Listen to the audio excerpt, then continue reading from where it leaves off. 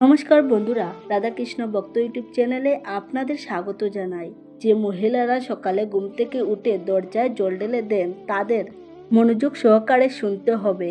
গুরুদেব আজ তার গল্পে 4টি নিয়ম বলেছেন এবং বলেছেন যে যদি মা বোনেরা এই 4টি নিয়ম মেনে চলেন তাহলে এমন কোনো কাজ নেই যা তাদের দ্বারা সম্পূর্ণ করা যায় না, এমন কোনো সমস্যা নেই যা তাদের দ্বারা সমাধান করা যায় না। এবং সবচেয়ে বড় কথা হলো এই 4টি নিয়ম মেনে চললে মা লক্ষ্মীর আশীর্বাদ আপনার পরিবারে সর্বদা থাকবে এবং যে স্থানে মা লক্ষ্মীর আশীর্বাদ থাকে সেখানে কখনো ধন সম্পদের অভাব হয় না, কখনো অর্থেরও অভাব হয় না, সেই বাড়িতে কখনো কোনো বড় ঋণ থাকে না এবং মাতা লক্ষ্মীজির আশীর্বাদ সর্বদা থাকে। তাহলে সেই 4টি জিনিস কি জানুন? যে মহিলারা সকালে ঘুম থেকে উঠে তাদের বাড়ির দরজায় জল ছিটিয়ে দেন তাদের অবশ্যই এই ভিডিওটি দেখতে হবে। আজকের ভিডিওটি অত্যন্ত গুরুত্বপূর্ণ হতে চলেছে। তাহলে বন্ধুরা আসুন জেনে নিই সেই 4টি জিনিস কি, সেই 4টি নিয়ম কি যা বাড়ির মা এবং বোনদের সর্বদা অনুসরণ করা উচিত। আর যদি আজ থেকে এই নিয়মগুলি মেনে চলা শুরু করেন তাহলে এমন কোনো কাজ নেই যা সম্পূর্ণ করা যায় না, এমন কোনো ইচ্ছা নেই যা পূরণ করা যায় না। এই 4টি নিয়ম অনুসরণ করার পরে আপনাকে কোনো প্রতিকার করার দরকার নেই। এখন আমরা তোমাদের একটা কথা বলবো যে মাতা লক্ষ্মীজির আসার একটা নির্দিষ্ট সময় আছে। তিনি প্রতিদিন তোমাদের বাড়িতে আসেন, কিন্তু প্রতিদিন যখন তিনি তোমাদের গড়ে এমন জিনিস খুঁজে পান যা দারিদ্র পছন্দ করে তখন তিনি তোমাদের গড় ছেড়ে চলে যান। তাহলে মাতা লক্ষ্মীজির পছন্দের জিনিসগুলি কি কি আমাদের এমন করা উচিত যাতে মাতা লক্ষ্মীজি প্রতিদিন আমাদের গড়ে প্রবেশ করেন। তিনি পৃথিবী পরিদর্শন করতে বের হন এবং যখন তিনি তোমাদের গড়ের দরজায় আসেন এবং তিনি দেখেন যে এই বাড়িতে সবাই ঘুমাচ্ছে, এই বাড়িতে আমার আগমনের জন্য কিছুই প্রস্তুত করা হয়নি, তারপর তিনি ফিরে যান সেই বাড়িতে যেখানে এই সমস্ত জিনিস আছে। তারপর দারিদ্র মাতা লক্ষ্মীজির বোন সেখানে পৌঁছান। তারপর আপনি জানেন যে আপনার বাড়িতে কি সমস্যা আসতে শুরু করে। তাই এখন আমরা সেই 4টি নিয়ম সম্পর্কে জানবো যা আপনার জীবনে আপনার বাড়িতে এখনই তা শুরু করতে হবে। দেখুন, বাড়ির বড় মাতা বোনকে প্রথমে এই জিনিসগুলি অনুসরণ করতে হবে। প্রথম নিয়ম হলো খুব ভোরে ঘুম থেকে ওঠা। সম্ভব হলে ব্রহ্ম মুহূর্তে আপনারা ঘুম থেকে উঠে আপনার বাড়ির প্রধান দরজায় জল ছিটিয়ে দেন।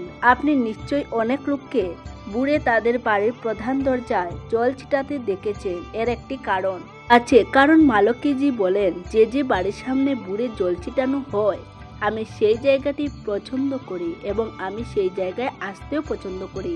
হিন্দু ধর্মানুসারে প্রতিদিন সকালে মহিলারা ঘর পরিষ্কার করার সময় দরজার সামনে জল ছিটিয়ে দেন।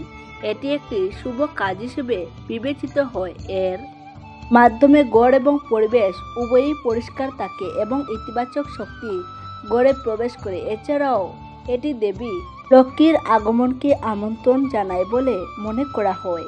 কিছু মানুষ মনে করেন যে দরজার সামনে জল ছিটিয়ে দিলে বাস্তু দোষও দূর হয়। জল ছিটিয়ে দেওয়ার ফলে পরিবেশ শান্ত থাকে এবং মানসিক শান্তি বজায় থাকে। এটি একটি প্রাচীন ঐতিহ্য যা আজও বহু বাড়িতে পালিত হয়। বিভিন্ন স্থানে এর বিভিন্ন ব্যাখ্যা থাকতে পারে, তবে সাধারণভাবে এটি একটি পবিত্র কাজ হিসেবে বিবেচিত হয় এবং এর মাধ্যমে ইতিবাচকতা ও সমৃদ্ধি আকর্ষণ করা হয়। তাহলে আপনাদের কি করতে হবে? মা ও বোনেরা, আপনাদের উচিত সব সময় আপনার বাড়িতে সম্ভব হলে ব্রহ্ম মুহূর্তে সূর্যোদয়ের আগে খুব ভোরে ঘুম থেকে ওঠা এবং আপনার ঘর পরিষ্কার করা। এমন নয় যে আপনি সরাসরি গিয়ে জল ছিটানো শুরু করবেন। প্রথমে পরিষ্কার করুন, পরিষ্কার করার পরে আপনার জল ছিটানো উচিত। দ্বিতীয় কথা হলো, যখন তোমরা তোমাদের বাড়িতে সকালের পূজা করো, যখন মা বোনেরা সকালে অবসর পাবেন অর্থাৎ জল ছিটিয়ে দেওয়ার পরে তারা তাদের বাড়ির পূজা করবে। তারপর বাড়িতে পূজার পরে তাদের বাড়ির প্রধান দরজায় একটি প্রদীপ রাখা হয়। দেবী লক্ষ্মী সেই বাড়িতেও আসতে পছন্দ করেন। এখন এই প্রদীপটি গোলাকার বাতি বা লম্বা বাতি তুমি যেমন ইচ্ছা রাখতে পারো। দেবীদের জন্য লম্বা বাতিযুক্ত একটি প্রদীপ সবসময় রাখা হয়, তাই যদি তুমি এই প্রদীপটি লম্বা বাতিযুক্ত রাখো তাহলে ভালো। যদিও গোলাকার বাতি রাখলেও কোনো সমস্যা নেই। তাহলে যে বাড়িতে পুড়ে পূজা শেষ হওয়ার পর আপনার বাড়ির প্রধান দরজার ফ্রেমে একটি প্রদীপ রাখতে হবে। আপনি এটি যে কোনো দিকে রাখতে পারেন, এতে কোনো সমস্যা নেই।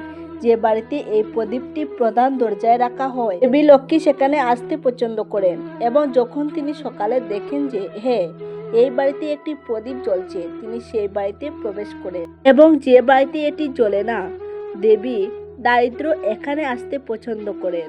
তাহলে এটি দ্বিতীয় জিনিস, যে বাড়িতে জলচিটিয়ে প্রদীপ জ্বালানো হয়, দেবী লক্ষ্মী সেখানে আসতে পছন্দ করেন এবং তিনি অবশ্যই আসেন। এরপরে তৃতীয় জিনিসটি হলো রঙ্গুলি। একটি ছোট রঙ্গুলি, একটি ছোট স্বস্তিকা যদি এটি আপনার বাড়ির দরজার ফ্রেমে বা প্রধান ফটকে তৈরি করা হয়, তাহলে দেবী লক্ষ্মী সেই জায়গায় আসতে পছন্দ করেন। আর যদি তোমার কাছে রঙ্গুলি না থাকে, তুমি চাইলে ময়দার স্বস্তিকাও বানাতে পারো। অন্যথায় যদি রঙ্গুলি থাকে তাহলে তুমি তোমার ইচ্ছা মতো বানাতে পারো। তাহলে বন্ধুরা, এটা হলো তৃতীয় জিনিস, অর্থাৎ তোমার বাড়ির প্রধান ফটকে একটি ছোট রঙ্গুলি থাকা উচিত। যখন মাতা লক্ষ্মীজি রঙ্গুলি দেখেন তিনি খুব খুশি হন এবং তিনি সেই বাড়িতেই আসতে পছন্দ করেন। তাই তোমাদের প্রতিদিন একটি ছোট রঙ্গুলি করা উচিত। এখন চতুর্থ জিনিস বন্ধুরা একটু আলাদা এবং তা হয়তো তুমি জানো না।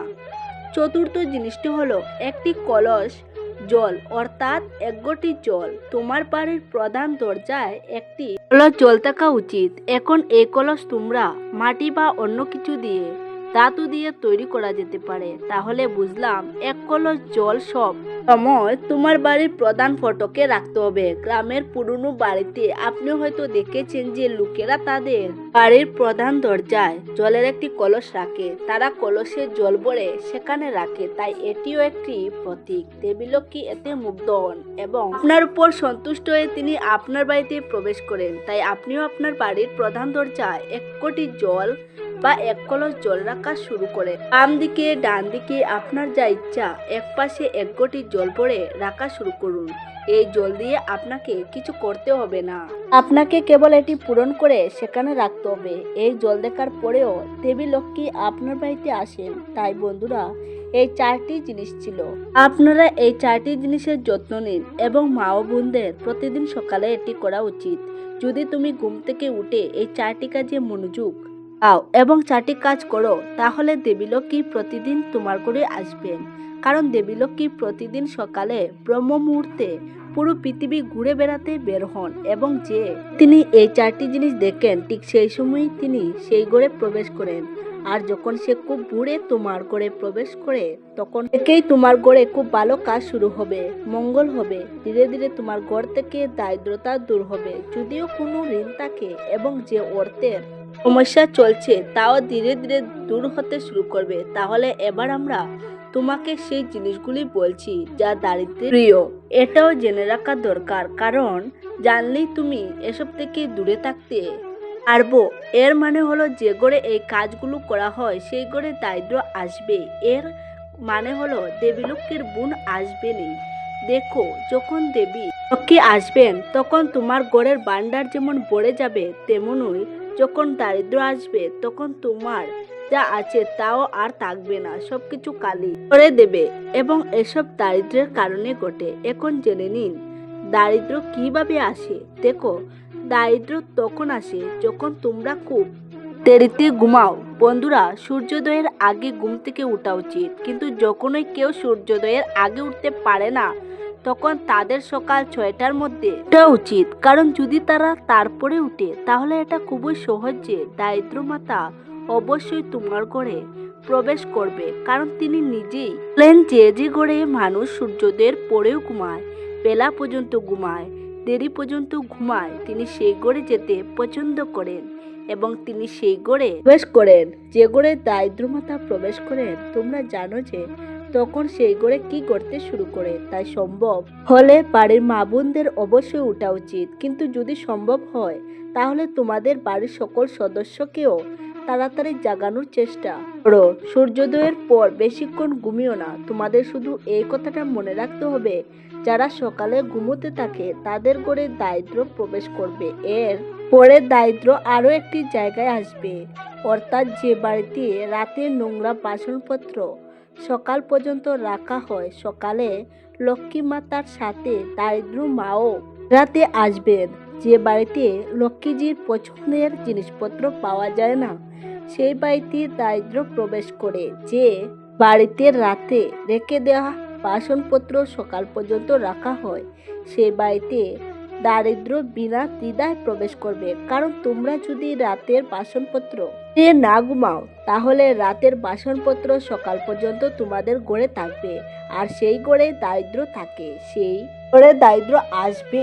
এরপর তৃতীয় কথা হলো বন্ধুরা, দুপুরে ঘুমানো। এটা খুবই সাধারণ ব্যাপার যে বেশিরভাগ মানুষ দুপুরে 1 থেকে 2 ঘন্টা ঘুমায়। যদিও তোমরা বিশ্রাম নিতে পারো, কিন্তু বিকেলে তোমাদের গভীর ঘুম নেওয়া উচিত নয়, এটা নিয়মের বিরুদ্ধে। চতুর্থ কথা হলো যে ভোরে ঝগড়া শুরু হয় অথবা ঘর একেবারে পরিষ্কার থাকে না, দারিদ্র সেখানে চলে যায়। ঝগড়া হচ্ছে, কিছু একটা করছে, ময়লা এখানে ওখানে পড়ে আছে, সেই ঘরে দারিদ্র প্রবেশ করে এবং সমস্যা আসতে শুরু করে।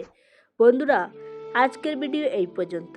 যদি ভালো লেগে থাকে তাহলে একটি লাইক করবেন আর আপনজনদের সাথে শেয়ার করতে ভুলবেন না। সবাই ভালো থাকুন, সুস্থ থাকুন। দেখা হবে পরবর্তী ভিডিওতে। নমস্কার, ধন্যবাদ।